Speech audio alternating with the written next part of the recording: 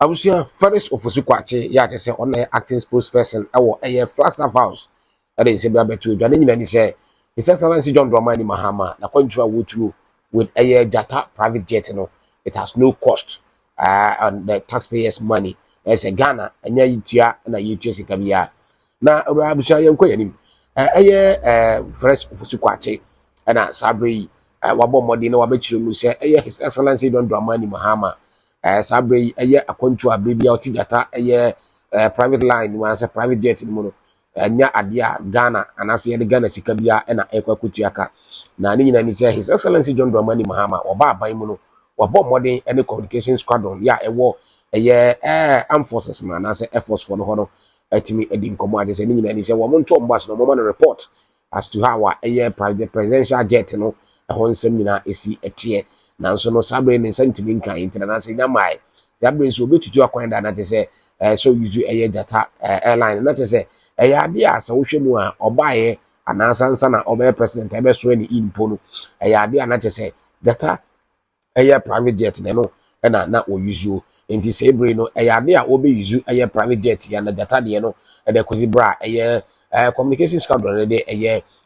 report a ewo Ghana private jet no ebeba na sabre no sa sika we ne de anasa we ne cost no any taxpayers money na President Mahama obi a waye na adwene se oba na bebo public person no buy unlike a previous government na buy na say or spending millions of dollars and for private jet na busia Felix Kwakye akasa enti abusia yenko na fi yenkotie no ebra sisia subscribe to your YouTube channel no TikTok or like ya na fi wa share. This trip to the Gambia, why did the president travel on Dzata Private Jet? Well, I'm sure you are aware, as if you didn't remind that President Mahama is the commander-in-chief of the Ghana Armed Forces. Since he became president, he has requested for a detailed report of the state of the communications squadron. The communications squadron is a unit within the Air Force that handles the presidential aircraft. So he has requested that they give him a brief on the states of the unit itself, that's the communications squadron, the planes under their control and what have you. That report is yet to show time. So pending the receipt of that report to determine the state of the aircraft and what have you, the president has been traveling the same way he was traveling in position. He has been using the Dzata jets since he was in the position. But the most critical point that must be made is that this alternative arrangement has not in any way, shape or form cost the Ghanaian taxpayer a dime.